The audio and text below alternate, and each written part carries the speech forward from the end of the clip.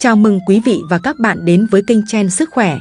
Hôm nay, chúng ta sẽ cùng mổ xẻ một chủ đề cực kỳ nóng và được tìm kiếm rất nhiều, ung thư gan. Đây không chỉ là một bệnh lý nguy hiểm mà còn là nỗi ám ảnh lớn của người Việt Nam.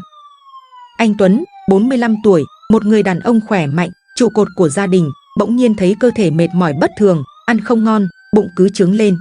Anh cứ nghĩ là do công việc căng thẳng, stress mà thôi. Cho đến khi da dẻ vàng vọt, mắt cũng vàng, anh mới lo sợ đi khám. Kết quả như một cú sốc, ung thư gan giai đoạn cuối. Câu chuyện của anh Tuấn không phải là cá biệt. Theo thống kê, Việt Nam là một trong những quốc gia có tỷ lệ ung thư gan cao nhất thế giới, với hơn 26.000 ca mắc mới và hơn 25.000 ca tử vong mỗi năm. Con số này khủng khiếp hơn cả ung thư phổi hay ung thư đại trực tràng. Điều đáng sợ là hầu hết các ca bệnh được phát hiện khi đã ở giai đoạn muộn, khiến việc điều trị trở nên vô cùng khó khăn. Vậy làm thế nào để chúng ta nhận biết sớm các dấu hiệu, phòng tránh và bảo vệ lá gan của mình? Trong video này, tôi sẽ chỉ cho bạn 5 dấu hiệu nhận biết ung thư gan mà nhiều người thường bỏ qua, cùng với những giải pháp phòng ngừa hiệu quả nhất từ góc độ y khoa chuyên sâu. Hãy theo dõi thật kỹ để bảo vệ chính bạn và những người thân yêu.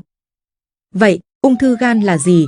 Đơn giản, đây là tình trạng các tế bào ung thư ác tính phát triển bất thường ngay trong mô gan. Lá gan của chúng ta là một cơ quan vô cùng quan trọng, có chức năng chuyển hóa, thải độc và sản xuất các chất cần thiết cho cơ thể. Khi ung thư gan xuất hiện, nó sẽ phá hủy cấu trúc bình thường của gan, làm suy giảm nghiêm trọng các chức năng này. Tại sao ung thư gan lại đặc biệt nguy hiểm ở Việt Nam? Có nhiều nguyên nhân, nhưng hai thủ phạm lớn nhất chính là viêm gan B và viêm gan C. Theo Bộ Y tế, có đến 10-20% dân số Việt Nam nhiễm viêm gan B và khoảng 1-2% nhiễm viêm gan C. Đáng nói là viêm gan B và C mãn tính là nguyên nhân chính dẫn đến xơ gan, và xơ gan là yếu tố nguy cơ hàng đầu gây ra ung thư gan. Nói cách khác, một lá gan khỏe mạnh đã bị tổn thương bởi virus sẽ dễ dàng trở thành miếng mồi cho tế bào ung thư. Vì vậy, việc hiểu rõ và nhận biết sớm các dấu hiệu không chỉ là kiến thức, mà còn là hành động sinh tồn.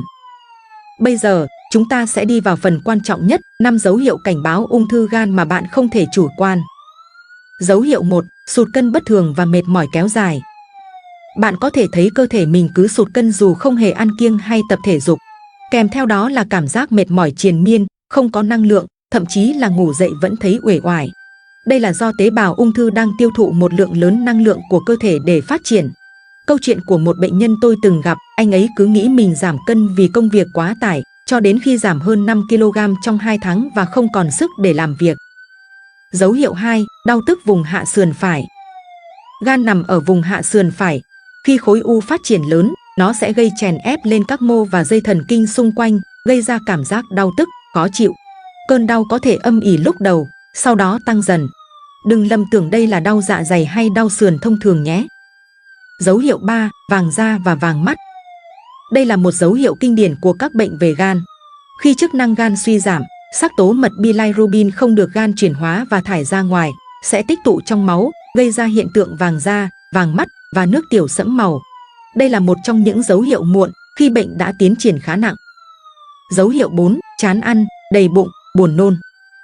Các tế bào ung thư làm rối loạn quá trình chuyển hóa, ảnh hưởng đến hoạt động của hệ tiêu hóa. Bệnh nhân thường cảm thấy chán ăn, ăn không ngon miệng, nhanh no, đầy bụng khó tiêu. Buồn nôn và nôn ói cũng là triệu chứng thường gặp. Dấu hiệu 5. Ngứa ngoài da. Ngứa da cũng là một trong những dấu hiệu, mặc dù ít người để ý. Khi bilirubin và các chất độc hại tích tụ dưới da, chúng có thể gây kích ứng, làm bệnh nhân cảm thấy ngứa ngáy khó chịu. Và còn một yếu tố ít ai biết, mình sẽ bật mí ngay sau đây, đó là xơ gan. Nhiều người cứ nghĩ xơ gan chỉ là một bệnh lý riêng biệt, nhưng trên thực tế, xơ gan chính là cầu nối nguy hiểm nhất dẫn đến ung thư gan. Nếu bạn đã được chẩn đoán mắc xơ gan, đặc biệt là xơ gan do viêm gan bậc, thì nguy cơ ung thư gan của bạn sẽ tăng lên gấp nhiều lần. Vì vậy, việc điều trị xơ gan dứt điểm là vô cùng quan trọng. Nếu không may phát hiện các dấu hiệu trên, đừng hoảng loạn. Hãy đến ngay các cơ sở y tế chuyên khoa để được thăm khám và chẩn đoán kịp thời. Quy tắc vàng ở đây là khám sớm, chẩn đoán sớm, điều trị hiệu quả.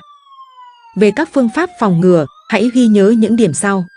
Tiêm vaccine viêm gan B, đây là biện pháp phòng ngừa hiệu quả nhất, đặc biệt cho trẻ sơ sinh và những người chưa từng mắc bệnh. Tầm soát viêm gan B và C, nếu bạn chưa biết tình trạng của mình, hãy xét nghiệm máu. Nếu đã nhiễm virus, hãy tuân thủ điều trị theo phác đồ của bác sĩ. Hạn chế rượu bia, thuốc lá, đây là những kẻ thù số 1 của lá gan. Rượu bia làm tăng nguy cơ xơ gan và ung thư gan. Chế độ ăn uống lành mạnh, ăn nhiều rau xanh, trái cây, thực phẩm giàu chất xơ. Hạn chế đồ ăn chế biến sẵn, đồ chiên rán nhiều dầu mỡ.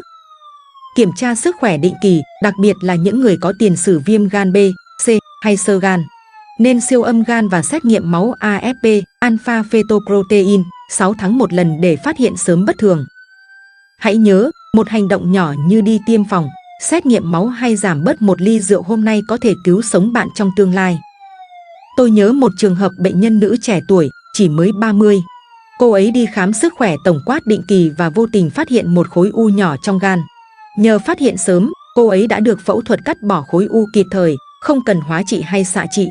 Giờ đây, cô ấy hoàn toàn khỏe mạnh và tận hưởng cuộc sống trọn vẹn bên gia đình. Ung thư gan không phải là bản án tử hình nếu chúng ta biết cách phòng ngừa và phát hiện sớm.